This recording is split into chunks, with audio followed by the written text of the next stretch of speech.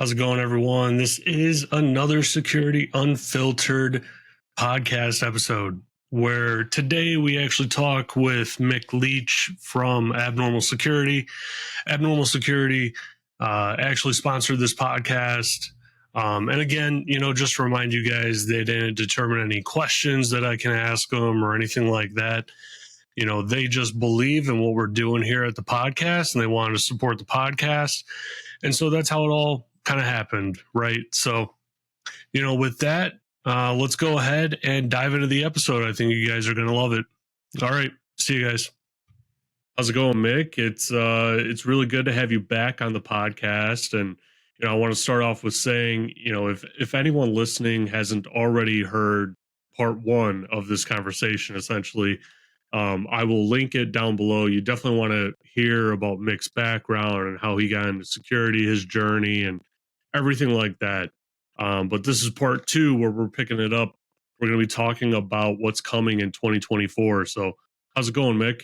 It's going great, Joe. Thanks so much. I appreciate it. Boy, we had so much fun in the last one, and we just had so much to cover. We had to do a part two. Yeah, absolutely. I mean, I assume we'll probably be doing like parts 3 and 4 in 2024 at some point. But it's always a good conversation, and I think you also appreciate the style of podcast that this is. I do absolutely, yeah, and just the way this one's run, it's so genuine. I love that there aren't questions prepared ahead of time. I love that it's off the cuff, and it's natural and genuine. That much I absolutely appreciate. Yeah, it's interesting when I go on other podcasts, they always like send me a bunch of questions ahead of time. I'm like, guys, I really don't care about your questions. Right. Like, just ask me whatever you want to ask me and we'll go from there. Yeah. But Mick, we're coming to the end of 2023 here.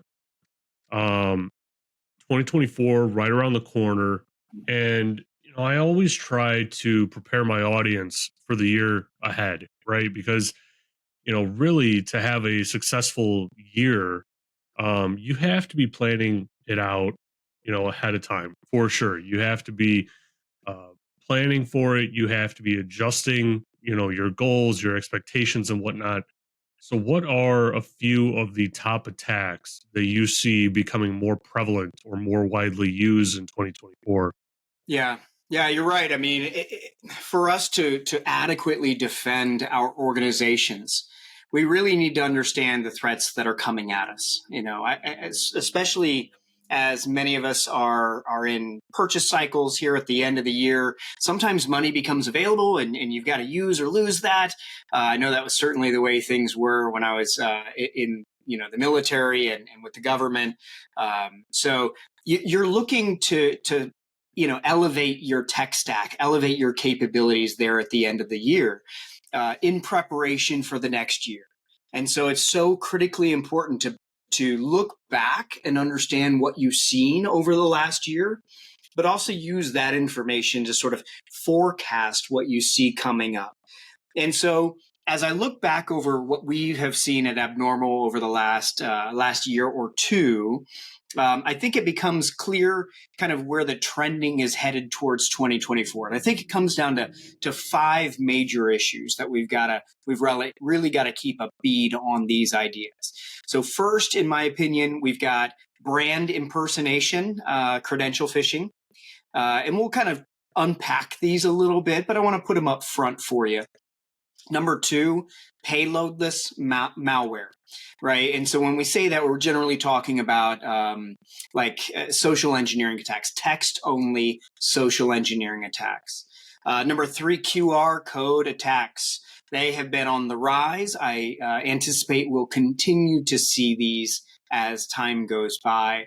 Number 4, VEC or vendor email compromise and invoice phishing, invoice fraud. This is a massive one, continues to be incredibly lucrative, and I fear we'll continue to see it. And then the last one, not without leaving it out here, generative AI-based attacks, right? You can't hardly have a podcast or conversation, a presentation of any kind without mentioning ChatGPT or generative AI. This one will be no different. And so we'll talk a little bit about that as well.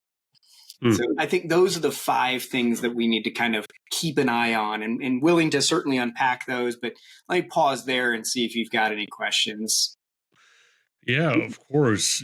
With the text based attacks, I've actually seen a good amount of that already coming through my work email, my personal email, and it's it's interesting. I literally had one last week Mm-hmm. where they were saying like, oh, I'm a new hire. They told me to reach out to you to resolve some payroll issue. Like, one, I'm a security guy, so you're going to the wrong person. If you are real, Right. and two, I'm a security guy, so I don't trust you. So I'm going to delete this email. Like I, I, I hope if you're real, you get your payroll figured out, but I don't care. Right. Yeah. No, I'm with you. It always cracks me up how we in security end up getting kind of we end up being the dumping ground where a lot of different kinds of attacks end up landing on our plate. And I laugh. I think, really, did you think that I in security was going to have access to change your payroll? Come on, don't be silly. But nevertheless, we do inevitably get targeted for these kinds of things. And gone are the days, and we touched a little bit about this in our last one, but gone are the days when attackers are sending, malicious attachments and malicious links as the primary way to compromise you. They know that, everybody's got a secure email gateway, or, Microsoft's native 365 controls are really sound. And so they're great at catching that kind of overt malicious activity. So now what we're seeing is this shift to where threat actors are simply trying to start a conversation with you. If they can simply get you to reply, then they can go a little bit further, right? We've seen ones where a pretty common one is where they purport to be from, we've seen the Best Buy Genius ones, Genius Bar or whatever, a Geek Squad, excuse me. Where they send that and say, oh, you've been charged for this. If you have any questions, or if you feel this was done in error, please reach out to our contacts, our support center at the phone number below. Right. And so if they can just get you to start that conversation, that's usually where they can take it, 3 or 4 more steps. Yeah, I wonder if they're evolving their attack pattern based on the technologies that are out in the field, right? Because, in the military, that's what you do. And, this is no different, right? Where you have solutions that are saying, oh, you've never talked to this person before, and they're asking for this information. It's probably a bad idea to respond to them. Well, I guess they're trying to even just start that conversation, build that rapport with your solution in the background, right? And bypass all of that. How does abnormal fit into that? This isn't like a a softball question or anything like that I was pitched ahead of time, right? Like, I'm genuinely wondering, how do you guys stack up against something like that? Yeah, well, and that's what makes us, I think, unique, or at least the next generation of email security solutions, right? Ones that are using artificial intelligence at their core. It's not something that's been bolted on. It's actually at the core of the way the solution works, in that it is consuming so many signals, right? And it's beyond just taking in the headers of each email, right? Traditional secure email gateways do a great job of pulling that in. Microsoft, Google's native security controls, they do a great job of evaluating those headers. But there's so much more. There's so much more signal to those messages than just that. Unfortunately, in the past, security solutions just really didn't have a way to consume the message body. But with the advent of natural language processing, computer vision, deep learning, algorithms for machine learning, we've been able to really dive into the message body, teach our systems how to read it and understand it, kind of parse all of the parts of the message body, understand what's being communicated, and then say, wait a second, this is unusual behavior, right? This is something I've never seen before. It's a person you've never spoken with, or at least an address, an email address that you've never corresponded with in the past. Even if it's someone that you know and speak with often, maybe the tone has changed. Maybe it's more formal or less formal than it's ever been before. It's those signals that abnormal security is able to pin in on and really understand, and then say, okay, this is not normal, right? This is abnormal activity. And so that's when we can flag it and move forward from there. And is it able to also, look at other customers of yours, right? And say like, oh, I saw this at 10 other customers and, it was the same situation. And so we're going to block it or filter it out, right? Sure. Does it have that capability as well?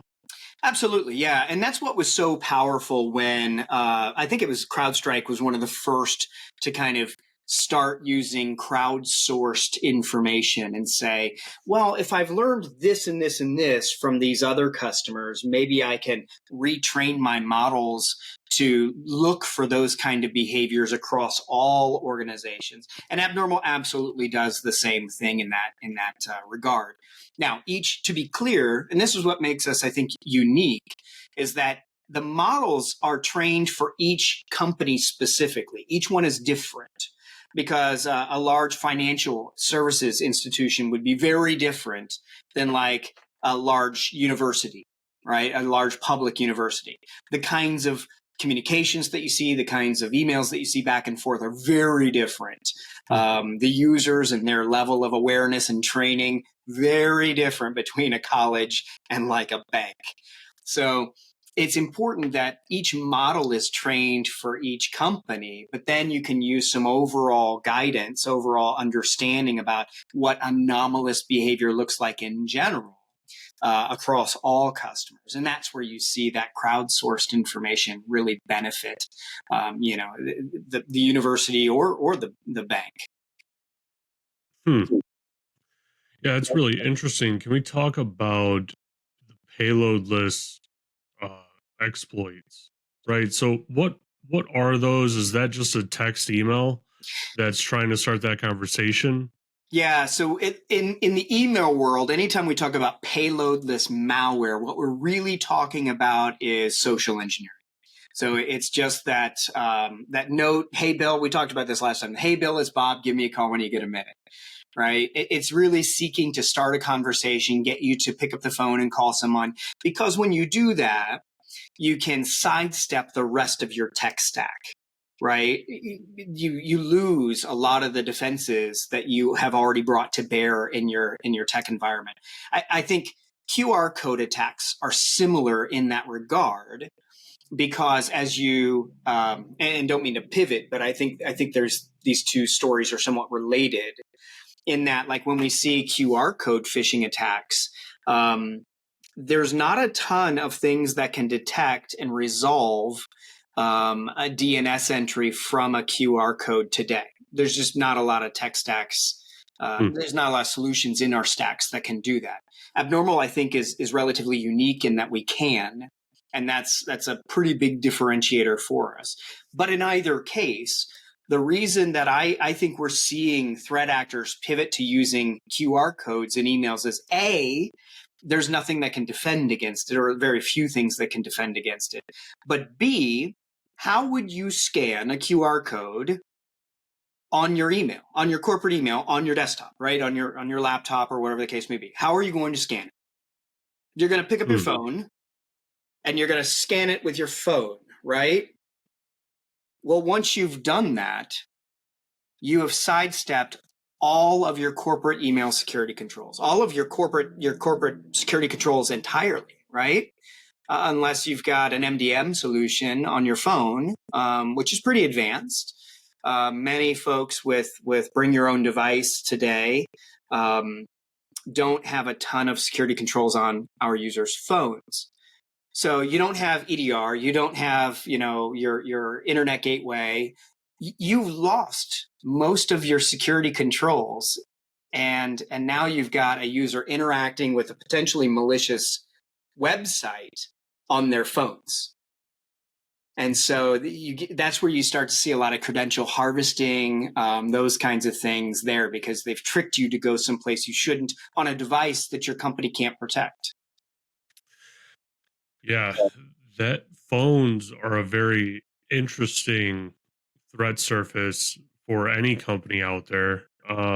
Even if you have a MDM solution, you have a company, let's say you have a company device and they manage it and whatnot. Even then, you're still heavily reliant on the architecture of the phone. Hopefully, the developers didn't create something that is insecure in their architecture and whatnot. Not that, Android has ever done that, right? Um, Or Apple or any of them, right? I mean, yeah. well, I always bring up Android because when I was getting my master's in cybersecurity, it was a very hands-on course or very hands-on degree. And a part of it, there was a mobile security course. And in that course, there was a lab that, you had to like get root on an Android or an iPhone. You had to choose a vulnerability and choose your platform, right? And so I chose like some Bluetooth vulnerability. The iPhone, had been patched for several months, so it was never going to work on that. So I literally spent about 36 hours trying to get it on an iPhone that I would never get it on. And then as soon as I switch to Android, I get root in like 20 minutes. I'm not a very good hacker. Like I'm very poor. I can spell the word and that's it. But I got root on this thing in 20 minutes, and I'm like, my reaction was, oh, this is this is really bad. If I can do this. Sure. Yeah, and that's the thing is a lot of what we're seeing in terms of hackers trying to convince users to leverage their phones. They don't even need to compromise the phone itself. They don't need to hack the phone or its operating system. They just convince you to go to a URL that you ought not to go to, that looks a lot like something that you're used to logging into every day. Maybe it's your Okta portal, maybe it's your Microsoft 365 portal, maybe it's your Facebook account. We've seen a lot of different brand impersonation attacks lately that work this way. No joke. Last night, my wife gets a phone call talking about brand impersonation. My wife got a phone call from USAA. Having been in the military, that is the bank that we use, and as most veterans do. It's a great organization. Gets a call purportedly from USAA. Here's the thing: they spoofed their phone number, so it showed up on her phone as USAA. And they said, hey, we see some unusual charges. This is not the first time we've gotten these kinds of calls. We get them periodically, right? I think we probably all have gotten the call from the bank that says, hey, starting to see some really unusual stuff. Are you in Miami, Florida right now? I'm like, I wish, but I am not. I'm in Ohio and it's freezing. And they said, yeah, we saw somebody charge $2,000 at Walmart, $5,000 at Best Buy. And my wife was like, no, that's definitely not us. And they said, okay, we're going to send you a text message. Need you to log in at the link on the text message and file a report. And so the text message comes in, and it's not from the numbers we're used to seeing, which may or may not mean anything, but the URL was telling. It was not USAA, although it did have is USAA.something.co. It was a long string. I think it was, retail online, resell online 06 or something along those lines. And I was like, whoa, whoa, whoa. My wife's like, I don't know, this feels weird. And the guy's like, no, it's okay. Just click the link and log into your account there, and you can file the abuse report. And I was like, Mm-mm, no. And thankfully, she refused to do so. The guy hung up on her. We ended up calling USAA back, and it was not them. Is the bottom line. Wow. So they're getting more and more brazen, and they're getting more and more sophisticated, right? I think getting these calls not terribly interesting. Getting the call plus the text message was a little more interesting, but getting the call that was spoofed from their actual correct phone number, Hmm. then doing the rest of the things made this one particularly interesting. So, yeah, these are the kinds of things we're up against, folks. Yeah, it's almost unfair, right? To the 99% of the population that isn't in cybersecurity. I mean, that's almost unfair even for cybersecurity professionals, right? Like Right. they, they are taking the basics of an attack.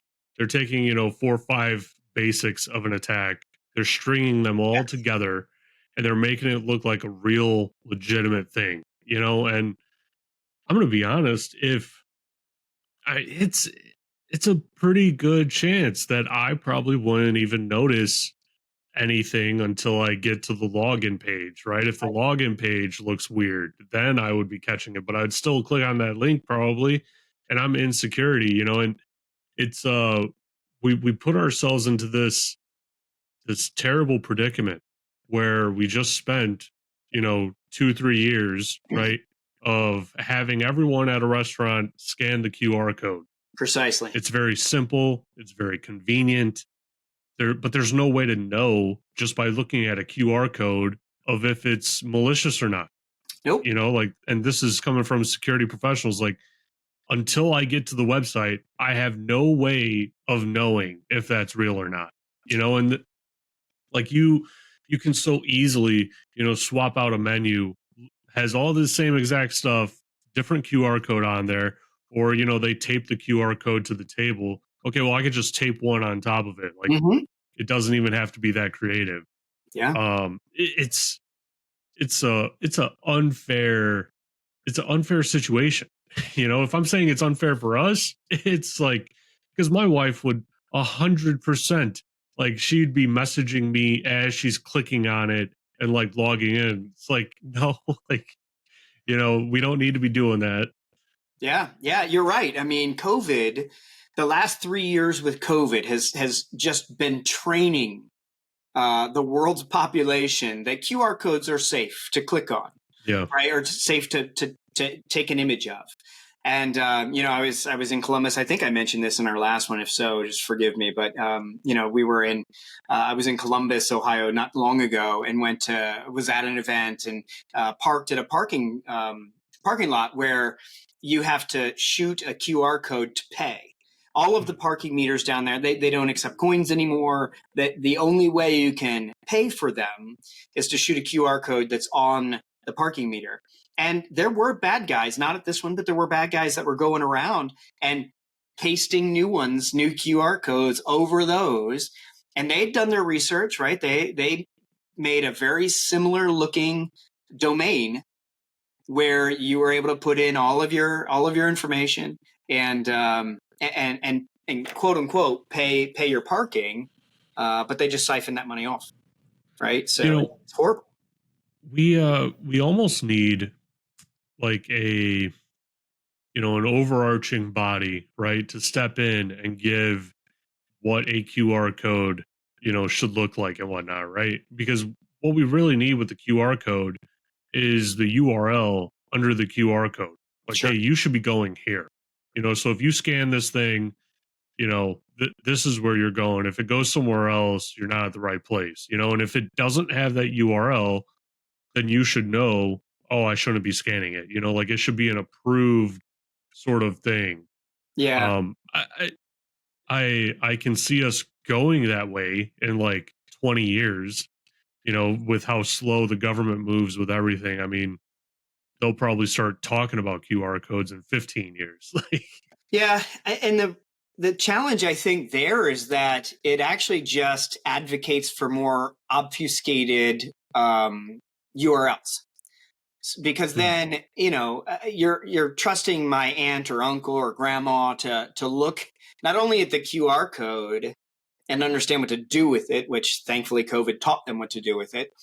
Unfortunately, then even if we put the expected URL at the bottom, what's to say that's even if they match? Hmm. I mean, what's to say that it's not malicious anyway? Yep. If you have like a high entropy, URL, one with lots of zeros and numbers, and they'll just look at it and go, it matches. It's probably fine. It's not fine. Don't go there. Right. Yeah. It's an interesting world that we have now created for ourselves. We've kind of backed ourselves into this corner, Mm-hmm. and I feel like almost the attackers are evolving quicker than the population is, and yeah, that's typically what you see, right? But they're even evolving faster than most companies, Mm-hmm. and some most of the time, most solutions out there, they're evolving faster than most solutions can keep up with. How in the world do we stay on top of this thing? Yeah, well, and I think maybe that's where maybe the larger companies really kind of dig themselves in a hole, because you and I have both worked at big Fortune 500 companies before, and how quickly could you purchase and install a brand new solution that you've never had before, right? One that's maybe emerging tech. It takes forever to get through all of the layers of red tape and analysis, and those are good things, right? That's not a bad thing. We're doing, lots of vendor risk. So we're evaluating each of these vendors to ensure that they're doing their own security, so that we don't have a supply chain compromise. So those are good things. However, I think that the industry, like the vendor side of things, are coming up with solutions very quickly. I think there's lots of very smart people coming up with and solving very real problems very quickly, and they're getting to market just in time to start solving the problems as they're hitting scale. The challenge is big companies are averse to hiring, to buying, and using some emerging tech. Hmm. And so even though the solutions exist, there's a reluctance to purchase it, right? Either the company's too small, it's only 100 users, right? 100 employees. It's only been around for 18 months. Let's sit and let it bake for a little while and make sure it's good. Or maybe the solution's still a little buggy. Fine. I've seen that. I've bought buggy solutions before, in order to get in on the front end of a really good idea. But that's the problem. I think as we look at big, gargantuan, monolithic companies, they're risk averse in terms of their new solutions, their new security solutions. I know that we at Abnormal struggled with that early on because we had a really good idea. The tech was there. We were confident about it. Certainly I bought it and used it for a year before I came here. And knew that it was good, but there were still a lot of big companies that were like, let's just see how this shakes out for a little while longer first. And you're like, man, we've got the solution to we've got the cure, to the problem that ails you.